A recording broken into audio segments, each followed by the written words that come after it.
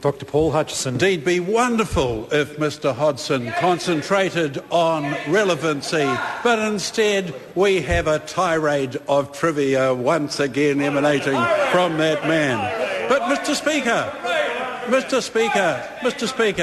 in 1854, a little before the New Zealand Wars, there was a madcap, almost suicidal charge by 600 cavalrymen that was memorialised by Lord Alfred Tennyson.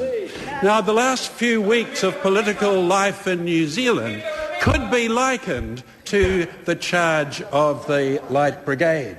After all, we have Honey on the left of us, Don on the right of us, and Phil in between us, wriggling and writhing.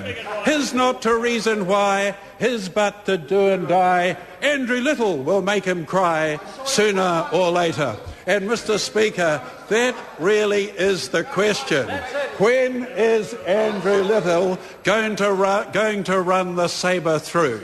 Will it be before the election, any time or after the election? But really, Mr. Speaker, we do know that Andrew Little is going up and down the country doing the numbers. The likes of Mr. Hipkins has indeed been talked to by Andrew Little, and it could happen any old time. But what does it matter? The Labour Party is in tatters. They have no plan. All they can talk about is trivia, and that's what they immerse themselves in. Mr. Gough, the leader of the Labour Party, the very man who should be talking about substance, one of the only things he's perhaps as substantially done is sell off New Zealand SOEs, probably more than anyone else in the history of the New Zealand Parliament. But now he's changed his mind. Then, of course, we have Annette King.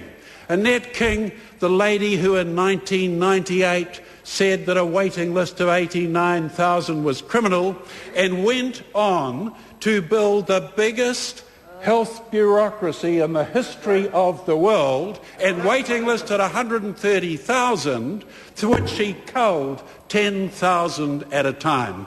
Productivity in health went nowhere despite her increasing spending from 6 billion to 12 billion, and that is one of the reasons why New Zealand is in the dire situation it is, when we have ministers like her doubling expenditure but not looking at productivity.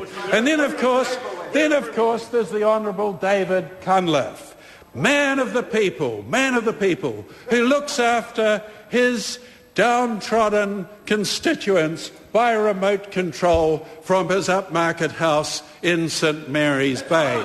He was the man who, when he left for Tokyo, his polling actually went up.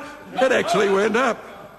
And then of course there's Shane Jones.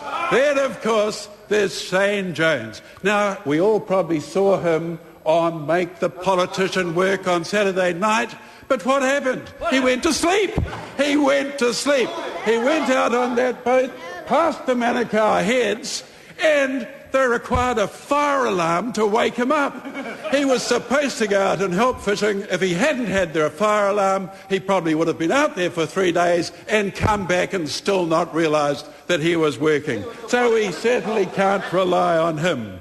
But, Mr. Speaker, thank goodness for the John Key-led national government. Thank goodness for the solid set of achievements in a raft of areas that they have been focused on. More elective surgery, for instance, 1,000 more nurses, 500 more doctors, shorter waiting times for radiotherapy.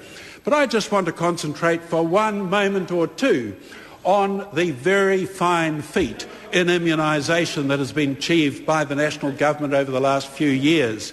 In 1987, only at the order of 67% of our 2-year-olds were immunised. It is now 88%. This is an incredible improvement.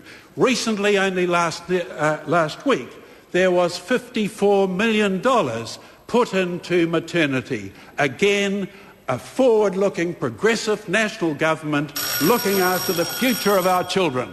Speaker. Chris Hipkin.